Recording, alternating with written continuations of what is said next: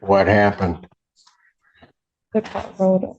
Pardon? You need to speak up, young lady. The car rolled over on the freeway.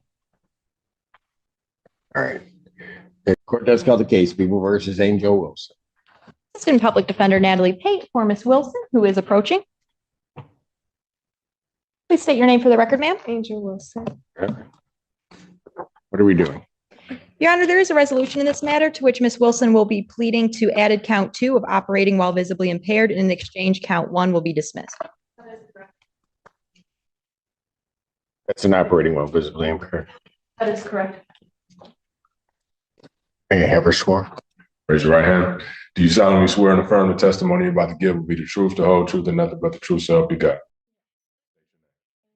State your name. Angel Wilson. Ma'am, it is this court's understanding you're going to plead guilty to the charge of operating while visibly impaired. That is a misdemeanor. It is punishable by up to 93 days in jail, up to $300 fine plus court costs. The court could order you to pay the cost of the prosecution as well as the cost of any emergency governmental services, order any rehabilitative services or community service the court deems necessary. Do you understand that? Yes. Okay. Understanding all of that, do you still wish to plead guilty? Yes. And to that charge, how do you plead? Guilty.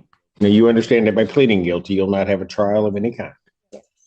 Yes? Yes. All right. You signed an advice of rights form today? Yes. Any question regarding any of those rights? Please look at paragraph 5 on that form. You'll see a copy on the podium. Those are your rights which are part of a trial. You understand that by pleading guilty, you'll be giving up those rights as well as all the rights on that form. Yes. You understand you're giving up your right to appeal of right. Yes. Are you on probation? No. Are you on parole? No. Has anybody promised you anything other than what's been stated here today to get you to plead guilty? No. Anybody threaten you or coerce you? No. You're doing this voluntarily? Yes.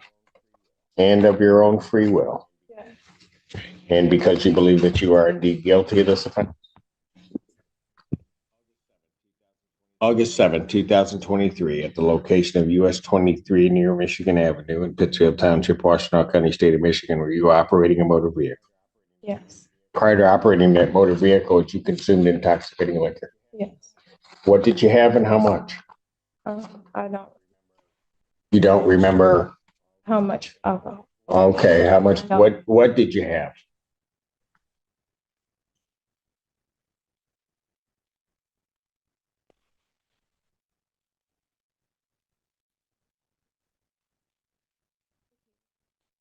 Tequila. Tequila? Were you stopped by the police or was there an accident? An accident. What happened? The car rolled over. Pardon? The You car. need to speak up, young lady. The car rolled over on the freeway. All right. That didn't spontaneously happen. What did you do? I lost control of the vehicle. And you rolled it. Yes.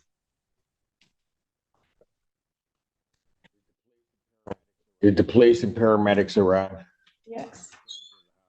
Were you taken to the hospital? Yes. Were you given a blood test? Yes. What were the results? That I don't. Was it 0.84? The defense would stipulate to 0.84, Your Honor. Do you have any reason to dispute those blood test results? Me? No. Yes. No? Go ahead. Do you have any reason to dispute at all those blood test results?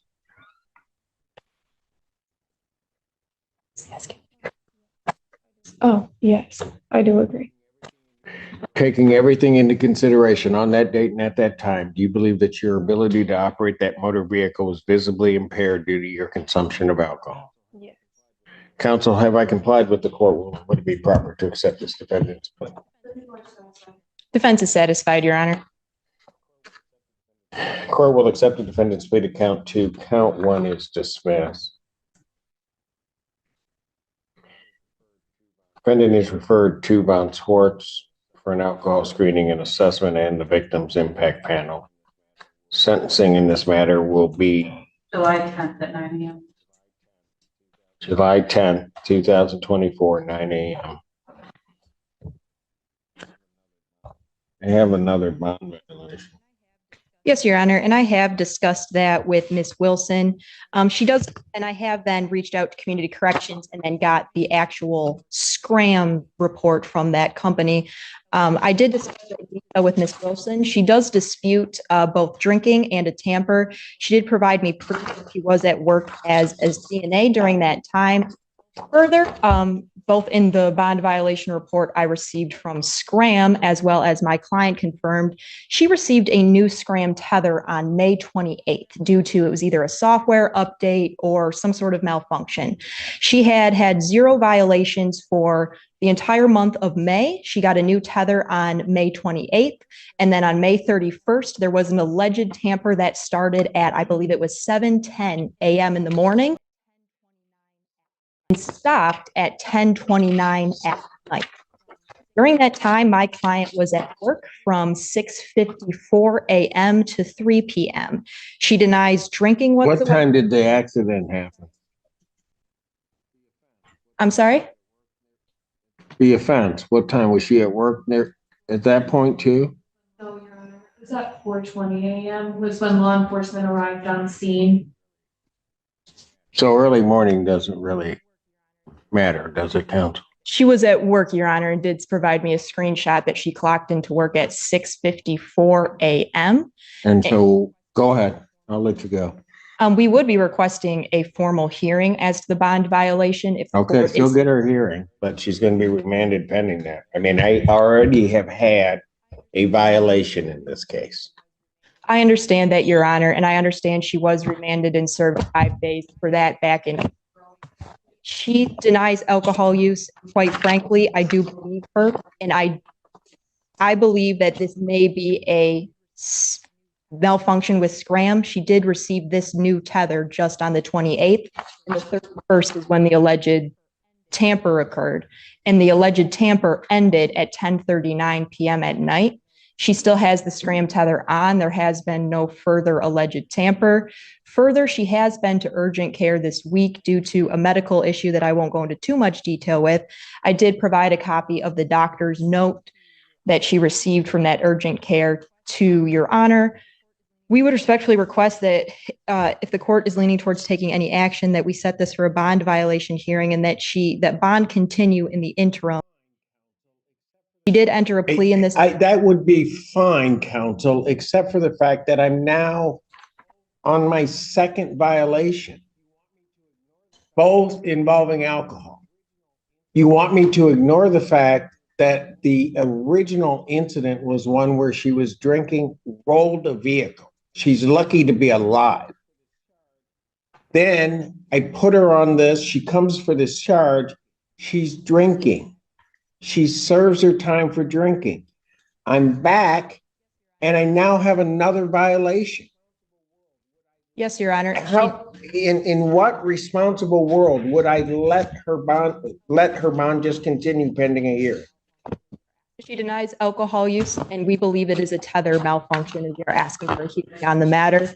She did enter a plea for this underlying offense and the alleged incident, and she is willing to face penalties for that.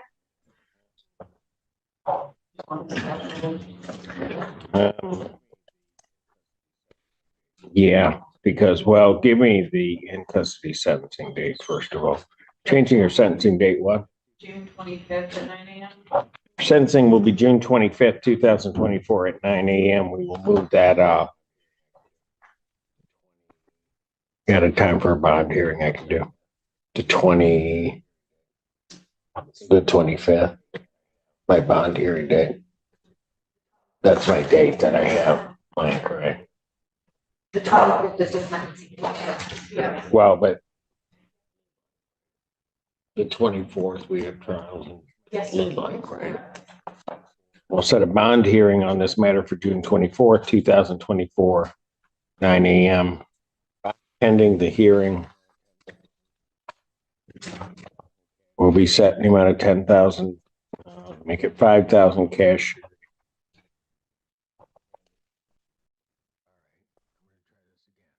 Remanded. Angel Wilson's hearing began straightforwardly, but quickly unfolded into a tense courtroom battle layered with admissions, consequences, and questions about whether her newest scram tether violation was a real alcohol event or a technical malfunction. She pled guilty to operating while visibly impaired after admitting she drank tequila, lost control of her car, and rolled it over on the freeway at 4:20 a.m., a violent crash that easily could have taken her life. Her blood test came back at 0.84, a result she did not dispute, and the judge accepted her plea after confirming she understood the rights she was giving up and the penalties she faced. But the moment the plea was entered, the hearing shifted sharply when her attorney addressed a new bond violation Angel's second alcohol-related issue while on supervision. According to the defense, she had 0 tether violations throughout May until she was issued a brand new scram device on May 28th. Just 3 days later, the device reported a tamper lasting from early morning until late at night, during which Angel insists she was at work and not consuming alcohol. She provided clock-in screenshots, urgent care documentation, and a complete denial of drinking, while her attorney argued the new tether likely malfunctioned. But the judge, weighing the seriousness of her rollover crash, her first violation in April, and now a second alcohol-related alert, refused to overlook the pattern. He emphasized that her original crash nearly killed her, that she already violated once, and that with public safety at stake, he could not simply allow her bond to continue unchanged. As a result, he accelerated sentencing, set a formal bond violation hearing, and ordered a $5,000 cash bond, remanding her into custody until the next proceeding. This case is a striking reminder that courtroom decisions hinge not only on technology, but on history, credibility, and responsibility. And when lives are at risk, judges err on the side of caution. If you found this courtroom moment as shocking as we did, make sure to like the video, share your thoughts in the comments, and don't forget to subscribe for more jaw-dropping courtroom breakdowns. For more information, like and subscribe my channel. All right, I'm going to try this again. When was the last time you had something to drink? Something to drink this morning, coffee. I mean, alcohol. Oh, that's fine.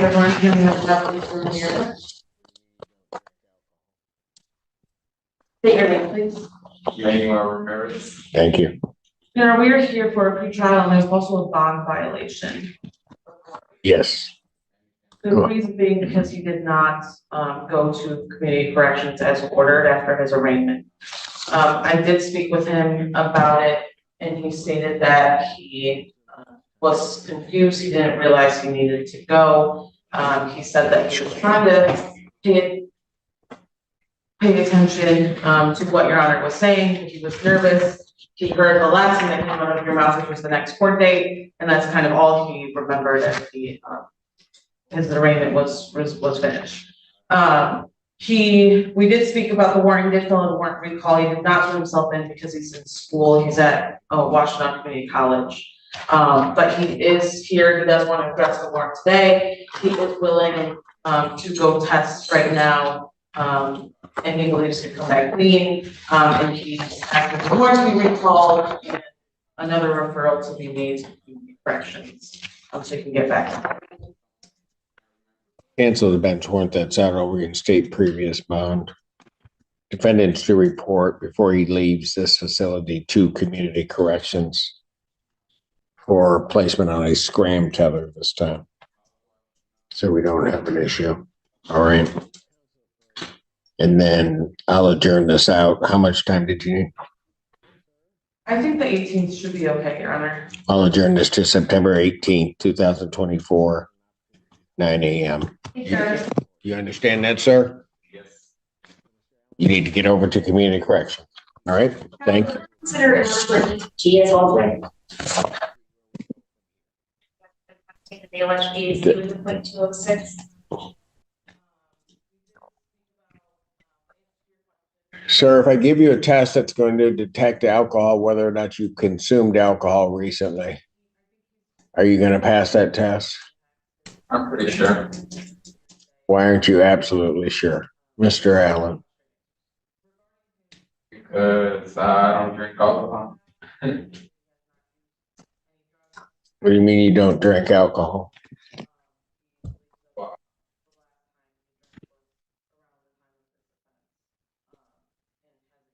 Stay away from anything that's gonna get me in trouble. I'm just trying to fix everything, you know. I'm just trying to get back in order, you know. When's the last time you drank? Probably like 2 years ago. Like, somewhere right there. Well, that can't be true. Probably like. Well, I just haven't been drinking, you know. I haven't drank anymore.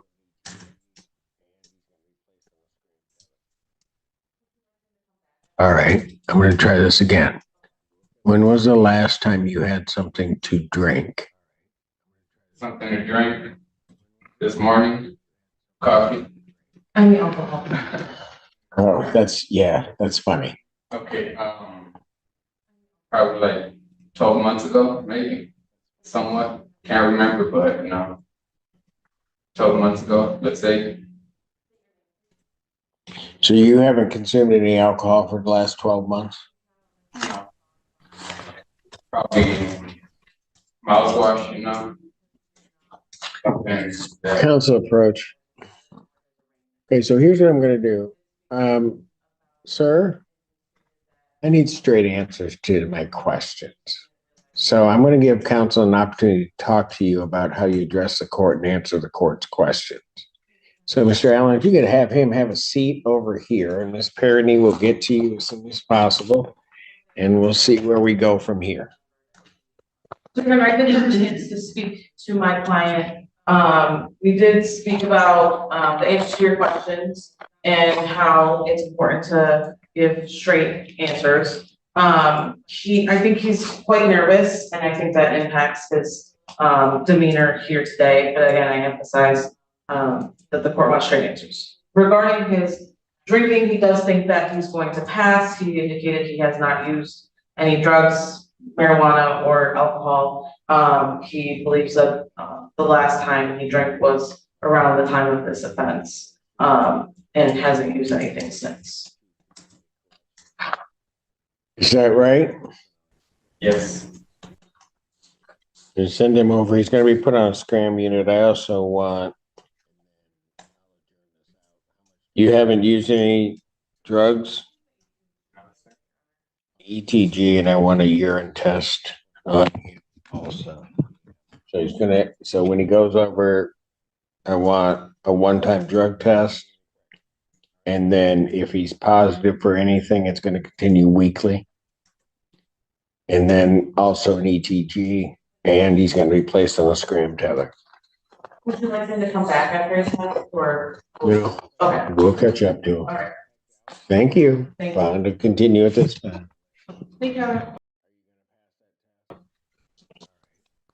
Sir, can you please raise your right hand? Yes, Do you solemnly swear or affirm testimony you're about to give will be the truth, the whole truth, and nothing but the truth, so help you God? yes, Your Honor. All right. State your name again, please. Ewan Williams. All right.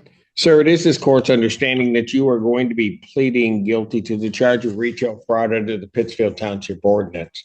That's a misdemeanor punishable by up to 90 days in jail, $500 fine plus court costs. Do you understand that? Yes, Understanding all of that, you still wish to plead guilty? yes, And to that charge, how do you plead? guilty. Now, you understand that by pleading guilty, you will not have a trial of any kind. Yes, Because of that, you're giving up certain rights. You're giving up your right to call witnesses to speak to you at trial or to have this court compel their attendance. You're giving up your right to see, hear, and question all witnesses against you at trial. You're also giving up your right to be a witness for yourself or to remain silent, not have that silence used against you. And you're giving up your right to be presumed innocent until proven guilty beyond a reasonable doubt. You understand that? yes, Your Honor. You understand you're giving up your right to appeal of right. Yes, Your Honor.